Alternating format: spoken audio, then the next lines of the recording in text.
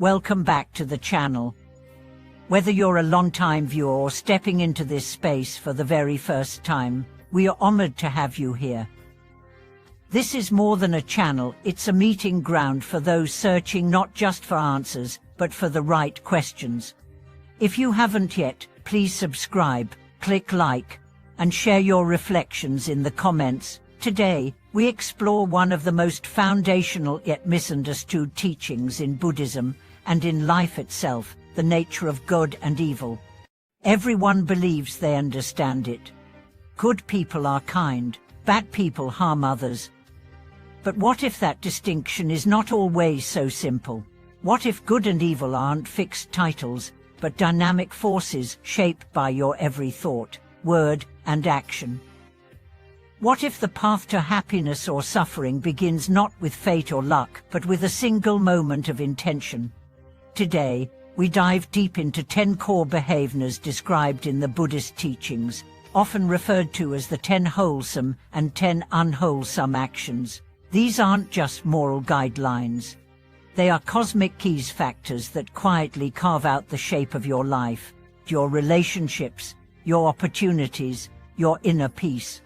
Let's begin with a common question. Why do some people, seemingly successful and powerful, live in quiet misery, while others, with little in material wealth, glow with joy and ease? The answer lies not in what they own, but in what they do, and more subtly, why they do it. Buddhism teaches that your actions, body, speech, and mind generate karma, not as punishment or reward, but as echo and consequence. You plant seeds, and over time, they grow. Good actions grow into joy. Unwholesome actions grow into suffering.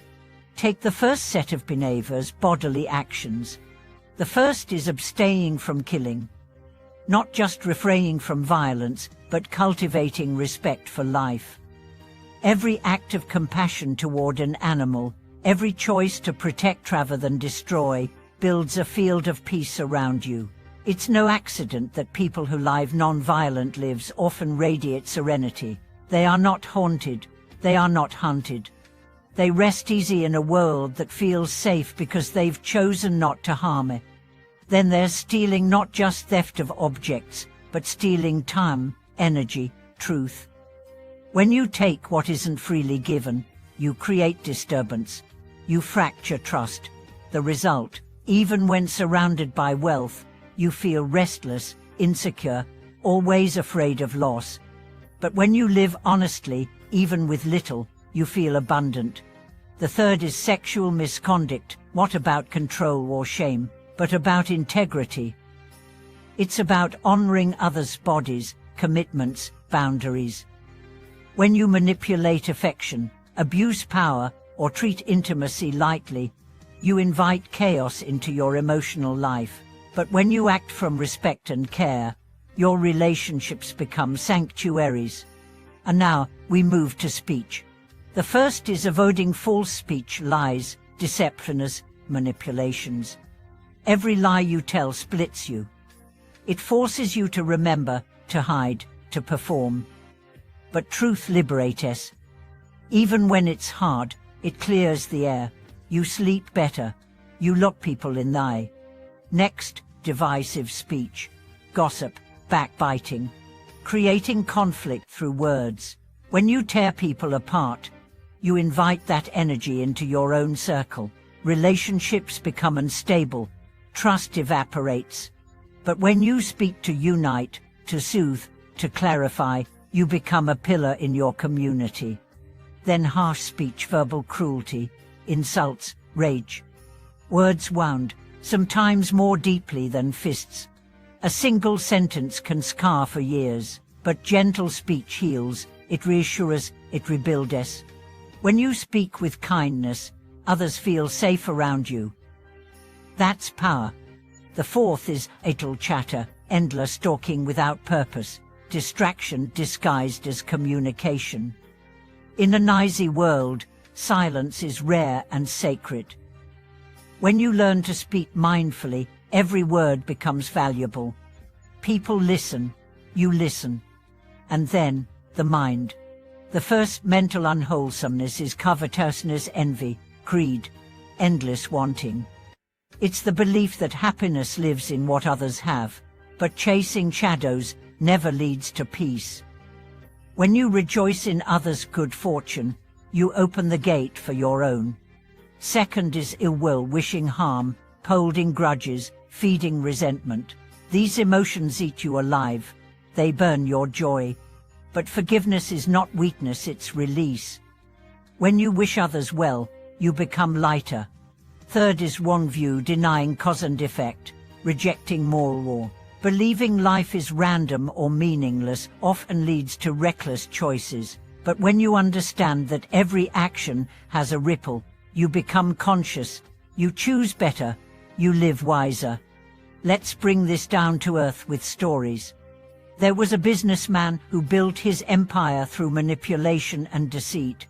Outwardly, he succeeded, but inwardly, he was consumed by paranoia. His wife left.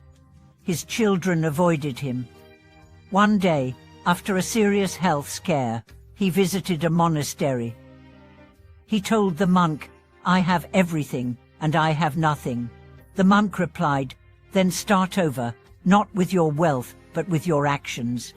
He began donating, volunteering, mending old relationships. Years later, he said, "I'm not richer now, but I'm whole." Contrast this with a woman who ran a small food stall. She never cheated a customer, always greeted people with warmth. When asked why, she said, "I don't have much, but I won't make life harder for anyone." Her business thrived not because she sold the best food, but because people felt loved. She became part of the community's fabric.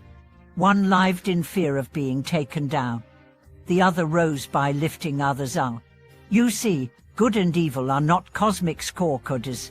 They are states of being. They don't wait to reward or punish in some distant afterlife. They shape your experience now, right now, in the quality of your sleep, in the trust others feel around you, in the quiet peace or chaos within your heart.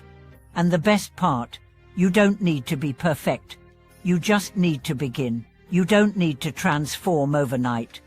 You just need to choose, moment by moment, thought by thought, to lean toward truth, kindness, humility, and wisdom. The 10 wholesome actions are not commandments.